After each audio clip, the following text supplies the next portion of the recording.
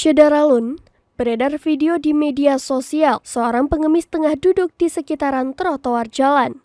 Dalam keterangan video tersebut dijelaskan bahwa kejadian berada di Jalan Pajajaran, Kota Bogor. Video tersebut disebarkan oleh akun Instagram @fakta.indo. Tampak dalam video itu, sang pengemis kedapatan tengah membuka smartphone jenis Android.